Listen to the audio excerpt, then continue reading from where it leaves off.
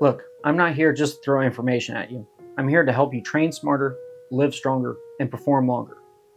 This is where we talk about what it really takes to build capability that lasts in the gym and in life. Welcome back to the Longevity Performance Podcast, where we break down training, performance, and purpose so you can build a body that lasts a lifetime. One of the most overlooked issues in strength training is that the load acting on a barbell doesn't change, but your ability to produce force absolutely does. Not because of personal differences, but because of basic physics and how human leverages work. Every major lift has positions where the joints are mechanically disadvantaged, torque demands are higher, and tissues absorb more stress. And every lift has positions where leverage improves, force production increases, and the structure is better supported. Straight weight ignores this reality. It treats the weakest mechanical position and the strongest mechanical position as if they're the same. Over time, this mismatch creates two problems. One, you undertrain the portions of the lift where force production is actually the highest. The second is you repeatedly overload the positions where connective tissue is the least prepared to tolerate it. Accommodating resistance, whether that's bands or chains, corrects this mismatch. By changing the load as the leverages change, it distributes stress more intelligently across the range of motion. The difficult positions stay honest without being punitive. The strong positions stay challenged instead of becoming passive. And the entire rep becomes more consistent, not just in performance, but how the body handles stress over months and years of training. This isn't about customizing to your body. It's about respecting the physics of human movement and preserving tissue integrity so strength can actually accumulate over time. Accommodating resistance is a simple concept that gets misunderstood because people focus on the tool instead of the principle. So before we talk about bands, chains, or programming, we need a clear definition. So accommodating resistance is any method that changes the external load throughout the range of motion to reflect the natural changes in leverage and force production. When you're in a mechanically disadvantaged position, the load is lower. As leverage improves and the force potential increases, the load increases with it. The typical tools are bands and chains, but the tool isn't the point. The principle is that the resistance adapts as the leverage changes. Every compound lift has a built-in strength curve. Positions where torque demands are highest and force outputs are limited. Positions where leverages improve and force output peaks. Straight weight does not adjust for that curve. It forces the entire lift to be limited by the weakest mechanical position, which means the stronger parts of the movement never receive appropriate stimulus. Accommodating resistance corrects that mismatch. It maintains tension where you're supposed to produce force, reduces unnecessary stress in the disadvantaged zones, and keeps the entire rep active instead of front-loading all the difficulty into one stressed position. From a longevity perspective, that matters. You get consistent force production, better joint behavior throughout the full range, and a loading strategy that spreads mechanical stress instead of concentrating it. That's why accommodating resistance isn't just a performance tool, it's a long-term training strategy that respects the realities of physics and tissue tolerance. Most people treat a lift like one continuous effort, but mechanically that's not what's happening. A rep might look smooth from the outside, yet the internal force demands shift dramatically from the bottom to the top. That pattern, the natural rise and fall of force production as joint angles and leverages change, is the strength curve. In disadvantaged positions of lift, torque demands spike, joint angles reduce mechanical efficiency, and the tissue responsible for stabilizing the movement absorb far more stress. As the lift progresses and leverages improves, force potential increases and the body can create force with far less structural cost. This isn't individualized mechanics, it's physics applied to human movement. When you use straight weight, the entire lift becomes limited by the weakest position in that curve. You have to load for what you can safely navigate at the bottom of a squat or the midpoint of a press. And because of that, the strongest, cleanest force producing positions never receive enough challenge to create real adaptation. Those parts of the range of motion become passive. You just move through them rather than actively producing force. Over months and years, two major issues show up. You accumulate stress in the exact joint positions that tolerate it the least. And then, secondly, you miss exposure to force in the positions that actually support long term joint integrity. Accommodating resistance helps flatten the strength curve by distributing the load according to the leverage. It keeps the difficult positions honest without pushing the joints. It makes the stronger positions do the work they were designed to do. Understanding the strength curve isn't about lifting heavier now, it's about aligning load with biomechanics so the body can stay strong, capable, and structurally sound for decades. One of the biggest issues in strength training is that people confuse grinding with progress. If a rep is slow, shaky, or technically messy, most lifters assume that's what hard training should look like. But when you look at the mechanics, a grind usually means the body is stuck in a position where leverage is poor, tissues are stressed, and force production drops off. That's the sticking point, and straight weight forces every rep to revolve around it. And here's the real problem. When the weakest part of your lift dictates the entire load, you end up training two completely different patterns within a rep. Pattern 1, the bottom or midpoint of a lift is overloaded relative to what the body can efficiently tolerate.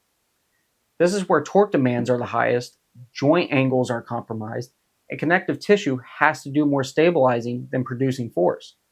So the body falls into survival mode, which is grinding, straightening, and compensating.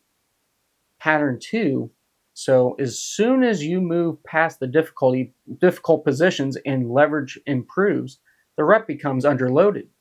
So the bar gets easier as the body moves into stronger and more stable positions, the exact spots where the force production should be the highest. Instead of accelerating and producing force intentionally, you coast through the top because the load no longer matches what you're capable of. Over time, this mismatch creates a training effect that becomes mechanically costly for the body. You're reinforcing premature fatigue in the vulnerable joint angles, and you're missing the chance to build force where the body actually is designed to produce it. Accommodating resistance fixes this imbalance by keeping the tension meaningful across the entire rep. It reduces unnecessary strain in the leverage poor positions and increases the challenge where the body can safely express those forces. The grind disappears not because the lift got easier, but because the load finally aligns with how the body moves. That's the difference between grinding through a rep and actually training through the full movement. Accommodating resistance comes down to two main tools, which are chains and bands. Both change the load as the bar moves, but they do it in very different ways. And those differences matter when you're trying to build strength that lasts for decades. So chains add weight as links come off the floor. The load isn't perfectly stable. That slight sway forces the body to tighten in positioning to control the bar path and keep the joints organized. This low-level instability builds real-world control without excessive stress. So chains do well with teaching natural stability, reinforcing consistent bar paths, increasing load only where leverage improves, and staying joint-friendly for long-term use. Some of the limitations of this is it actually requires you to have chains, the setup can be clunky, the increments aren't always precise, and it can get loud depending on how you're using the chains. Now, bands add tension, not weight. Tension ramps up fast and demands precision. So it does well with training intent and bar speed, requiring active control through the full range of motion, reinforcing stronger positions, and improving eccentric control. That's the one I think people need to focus on the most. Now, where it becomes double-edged realities is the exposure to technique breaks down almost immediately.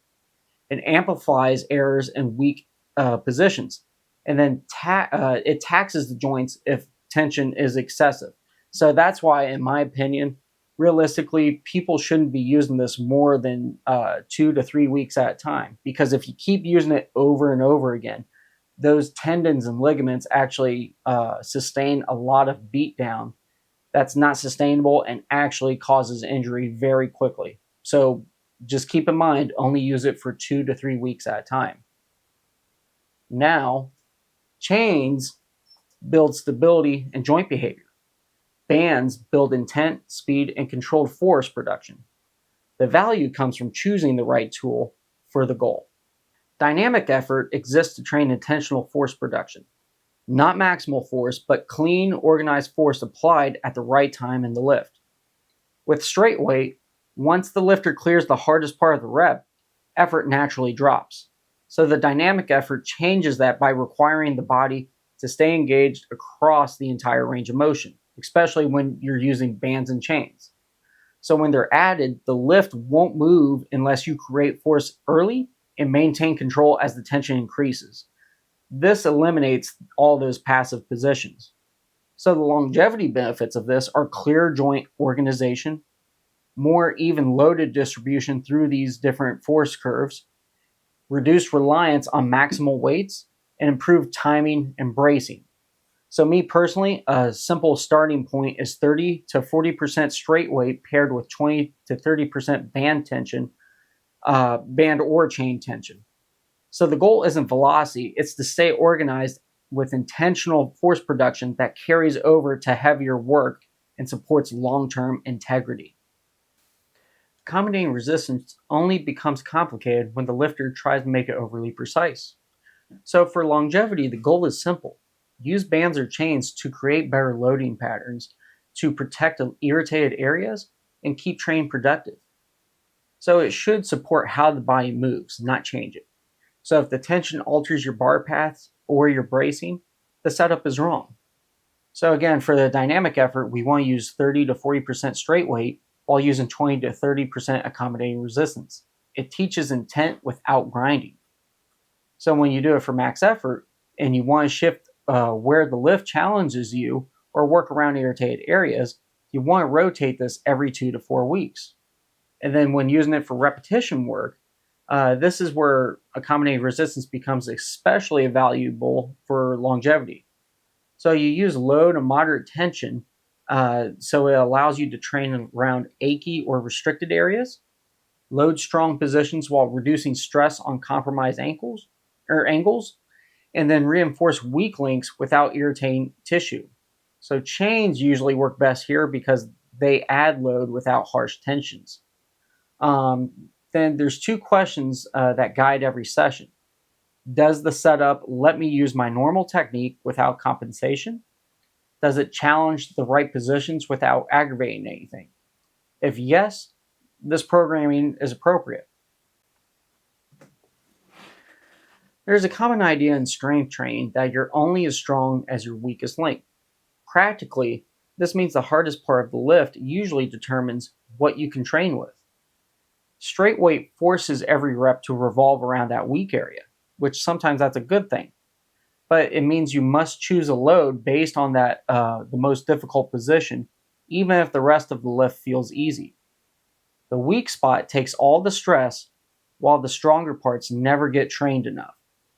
So accommodating resistance changes this by allowing the body to handle enough total load to make the whole lift productive without overloading the most vulnerable positions. So you're probably asking, why does this matter? It means you can train hard without beating up your tough angles. Stronger positions finally contribute to adaptation. Stress is spread out instead of concentrated. And then finally, progress becomes more realistic and sustainable. Accommodating resistance isn't about exploiting leverage. It's about using load in a way that the body can actually handle so you can get stronger without paying for it later.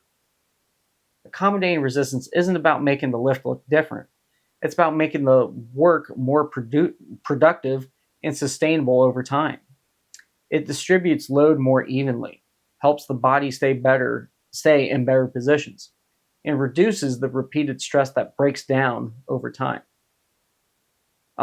Next, we're continuing this series by looking at specialty bars and purposeful variation. How small changes in bar design can shift stress, protect vulnerable areas, and keep you trained productively when traditional lifts feel limiting. If this helped you, please share it with someone who needs it.